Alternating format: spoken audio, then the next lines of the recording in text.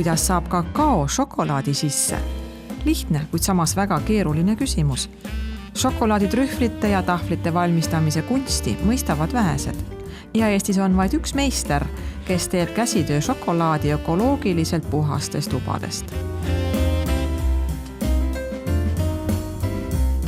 Ma tean, et sinu eelmine amet ei olnud mitte üldse seotud magusaga. Ei olnud üldse seotud, jah. Aga nagu ikka elus on, et tulevad uued algused ja nüüd ma siis arvasin, et on õige aeg teha seda, mida ma tõeliselt armastan. Et ma olen olnud tõeline šokohoolik ja suur šokolaadisööja terve elu. Ja nüüd ma siis võtsin ette selle teekonna, et uurin täpselt järgi, kuidas saab kakaoast šokolaad, mida sellest on võimalik teha. Ja teengi siis nüüd ise tahvleid ja trühvleid ja komme. Kuna meister on suur šokohoolik ja gurmee šokolaadi tarbija, siis ise valmistab ta šokolaadi väga hoolega valitud tubadest. Erinevate trühvlite ja kommide retseptid on kõik salajased ja õpitud oma ala meistritelt. Selle laua peal siis valmivad kõik šokolaaditrühvlid ja tahvlid. Just. Et mis tas nii erilist on? Jah, siin valmivad sellepärast, et šokolaadile meeldib väga marmor. Marmori peal šokolaad jahtub ilusasti maha. Marmor ei võta enda sisse seda sooja temperatuuri, vaid hoiab ilusti oma jahedat temperatuuri ja ta aitab meid aitab šokolaadi tempereerimisel. Siin on nüüd piimašokolaad ja ta on üles sulatatud ja temperatuuriks on 45 kraadi. Et kui me soojendame šokolaadi, siis ta peab olema selline soe. Ja nüüd on vaja meil see maha jahutada. Selleks, et šokolaadile jääks ilus läige, ilus krõps.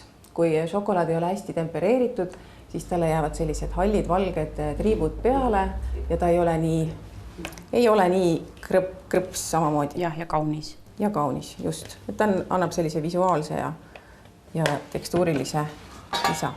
Ja nüüd ma siis töötlen seda šokolaadi. Selleks, et ta nüüd maha jahtuks ilusasti. Siin on erinevad kakaokristallid, kakao või kristallid ja nendel on vaja erinevat temperatuuri. Sellepärast me kõigepealt kuumutame teda, siis jahutame ja siis veel natukene tõstame. Sellepärast on vaja kõik need etapid läbi teha. Aga see retsept ja ma tean, et sa käisid spetsiaalse meistri juures õppimas või tema tuli õigupoolest siia Tallinna ja te harjutasite, ma ei tea, mitu päeva jutti neid trühvlite retsepte, et kas need on ainulaadsed, et neid kellelgi teisel ei ole siin? Ja, mina julgen küll öelda, et need on ainulaadsed ja nad on tehtud niimoodi, et oleksid hästi palju erinevaid huvitavaid maitseid ja et saabuksid maailma maitsed Eestisse. Kõik šokolaadikommid valmivad käsitööna. Maitse on siidine ja sulav. Pistaatsia, ananas, ööligrei ja nii edasi ja nii edasi. See on nüüd selline trühvlitäidis. Et ta on šokolaadi baasil tehtud, et siis ta on selline natukene tahkem. Ja saame siin natukene niimoodi erikujulisi trühvleid teha. Et ta võibki jääda natuke mitte nii ümargune kõik, et natuke selline lapikum aga et siis see, mis peal on glasuur, tema jääb siis läikiv. Jah, see jääb läikiv, jah. Et sellepärast ongi hea, kui ta on tempereeritud, siis jääb see läige ilus. Ja siis saab siia peale panna kaunistusi erinevaid, kas puuvilju või mingeid seemneid või väikeseid kuivatatud lillekesi, nii et kuidas kellelgi huvi on. Ma tean, et sa oled teinud ka presidendi vastuvõtule neid trühvleid, et olid selles meeskonnas, kes siis tegid, ma ei tea, palju inimesi seal oli, palju trühvlid sa pidid valmis vorpima sel päeval. Jah, oli suur au teha 2400 trühvlit presidendi vastuvõtule. Ja see oli väga hea kogemus ja väga hea kool, nii et ma olen tõeliselt tänulik, et mind sinna valiti ja et ma sinna sain minna. Aga seda sa tead ka, et kas see on õige, et öeldakse, et šokolaadi söömine vallandab siis mingi õnnehormooni kehas, et tal on nagu seos sellise ja on afrodisiaakum ka natukene. Absoluutselt, jah. Et olen oma nahal seda tundnud, nii et jah, muidugi.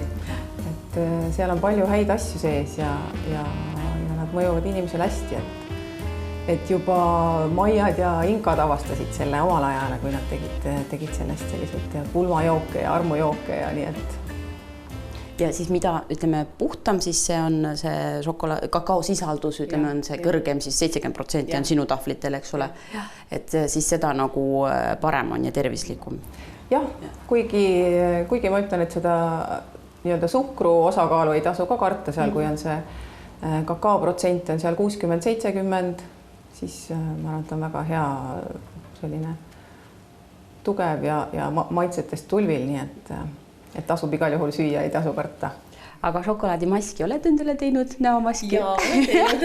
Sest mina olen kuulnud, et see on ka väga hea, et ilusalongides on isegi nagu sellised kehahooldused, šokolaadimassaaž ja šokolaadimähis. Ja väga mõnus on. Ja.